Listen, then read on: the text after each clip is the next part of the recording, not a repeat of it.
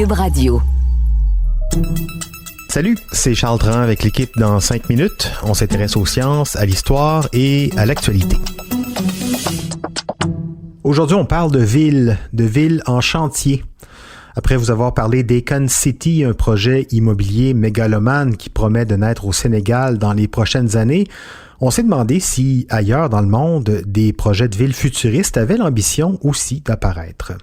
Est-ce que ça prend juste beaucoup de moyens et un ego de superstar pour créer à partir de rien une ville immense avec l'ambition de révolutionner notre façon de vivre? Quel est l'impact de ces projets auprès des gens, mais aussi auprès des territoires? Félix Pedneau s'est tourné vers d'autres projets de villes sortis de nulle part pour comprendre pourquoi on crée ces villes du futur et si le jeu en vaut la chandelle. C'est curieux, mais aucun des projets est né d'une plateforme électorale ou d'un projet politique, si on veut. C'est en général plus le fruit d'investisseurs qui ont fait affaire directement avec leur gouvernement. Une autre tendance intéressante avec les projets de villes futuristes que j'ai survolés, c'est que dans leur planification, on a tendance à oublier certaines nécessités de base. On peut penser par exemple à l'accès à l'eau ou à la nourriture. On le sait, des villes qui se constituent normalement dans l'histoire le font souvent au bord d'un cours d'eau ou proche de ressources agricoles. On peut penser à Londres avec la Tamise par exemple, à Rome avec le Tibre, à Paris et la Seine, ou évidemment à Montréal ou Québec et le fleuve Saint-Laurent. C'est tous des bons exemples, puis pourtant les villes que je m'apprête à vous faire découvrir ont un accès à l'eau, mais pas à l'eau douce en tant que telle, ce qui est toujours la cause d'un problème à un moment ou à un autre de leur développement. Donc on y va. Numéro 1, le projet de mégapole de Bai Dao Ping. En 2012, ce projet-là avait pour objectif de créer un poumon économique dans la région de l'ouest de la Chine, un coin du pays qui est très montagneux puis vraiment peu habité en comparaison aux grandes villes de la côte est ou du centre de la Chine où on retrouve des centaines de millions d'habitants. Bref, Bai Dao Ping se trouve près de la petite ville de Lanzhou, que le gouvernement chinois souhaite à l'époque voir grossir pour attirer plus de travailleurs pour l'industrie pétrolière surtout. Donc, pour agrandir une ville qui est enclavée dans les montagnes, par contre, il faut penser à un urbanisme qui est un peu plus élaboré. Il faut prévoir des constructions en hauteur, des routes plus escarpées, par exemple. Mais pour le deuxième homme le plus riche de Chine, qui s'appelle Yang Jie, qui est le propriétaire de la China Pacific Construction, le projet devait sembler un peu ennuyeux, puisque lui, il a préféré raser 70 montagnes par année dans les environs de Lanzhou, pour permettre à la ville de devenir la mégapole tant attendue par le gouvernement.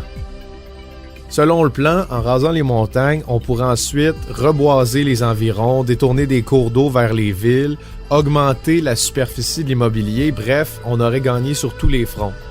Le problème, c'est que Lanzhou, avec ses très nombreuses usines, ses 2 millions d'habitants, c'est une des villes les plus polluées de Chine. Elle s'est même longtemps trouvée au top 10 des villes les plus polluées au monde. Puis ça, c'est seulement avec 2 millions d'habitants, là, si on compare à des mégapoles comme Shenzhen, qui ont plusieurs dizaines de millions. Avec les particules soulevées dans l'air par la destruction des montagnes environnantes, des études de l'université de Chang'an ont montré que la pollution dans l'air augmentait de 49% à cause de la présence de particules. Ça a eu pour effet de faire fuir une partie de la population, mais ça a aussi dissuadé beaucoup de gens de l'extérieur de s'y installer. Et puisqu'il y a moins de montagnes, les précipitations ont été plus nombreuses, les glissements de terrain et les inondations se sont multipliés dans la région. Aujourd'hui, la ville a toujours des très gros problèmes de pollution de l'air, les eaux environnantes sont très polluées, mais elle a réussi son pari d'attirer de plus en plus de travailleurs pour son industrie, étonnamment. Donc, c'est à se demander qui est véritablement gagnant dans ce scénario-là, les investisseurs ou les gens qui sont venus habiter là, dans des très mauvaises conditions. Numéro 2, le méga projet de Neom, la ville du futur de l'Arabie Saoudite. Neom, c'est la promesse d'une ville construite de toutes pièces sur le bord de la mer Rouge. Avec 500 milliards de dollars US à investir, on pense créer une mégapole de gratte-ciel dans le nord-ouest de l'Arabie Saoudite, en plein milieu du désert, et on promet déjà qu'il pourrait y avoir des voitures volantes puis des robots intelligents au coin de chaque rue. 500 milliards du budget saoudien, à un moment où le gouvernement accumule déficit sur déficit à chaque année depuis 2014 et en même temps que le prix du pétrole se porte plutôt mal depuis un certain temps, et c'est encore pire avec la pandémie, eh bien, 500 milliards dans ce contexte-là, ça peut en rendre plusieurs sceptiques. Mais ce qui suscite encore plus l'incertitude, c'est que la cité du futur devrait être construite en plein désert, sur un territoire où il y a très peu d'eau douce, puis où vivent déjà depuis longtemps des tribus saoudiennes. D'ailleurs, il y a plusieurs membres de la tribu des Huwaitat qui vit là, qui ont été mis aux arrêts ou simplement tués par le gouvernement saoudien parce qu'ils refusent de se faire délocaliser, de se faire exproprier pour faire de la place aux travaux de construction de Neom. En tout, on évalue que c'est déjà 20 000 personnes qui ont été expropriées par les travaux. La ville de Neom, c'est le projet chouchou du prince héritier de l'Arabie saoudite, Mohammed Ben Salman. Selon les plans, elle aurait même une lune artificielle qui éclairerait la ville durant la nuit. Le numéro 3 va vous faire sourire parce que c'est un vieux projet que vous connaissez même très bien. Vous connaissez Las Vegas, hein? La ville du vice? Ben, sachez que jusqu'en 1930, Las Vegas, c'était juste une petite ville perdue au Nevada qui avait été fondée puis abandonnée par des Mormons puis ensuite par l'armée américaine. C'est pas non plus parce que plein de prospecteurs avides de richesses et d'honnêtes agriculteurs se sont rendus sur un vieux marécage que Las Vegas est aujourd'hui devenue la ville où on concentre tout le spectaculaire et le richissime aux États-Unis. Non, c'est plutôt parce que dans les années 1930, on a légalisé les jeux d'argent que Las Vegas est devenue ce qu'elle est aujourd'hui. Hein, vous le devinez, les jeux d'argent, c'est un très bon moyen de blanchir de l'argent sale.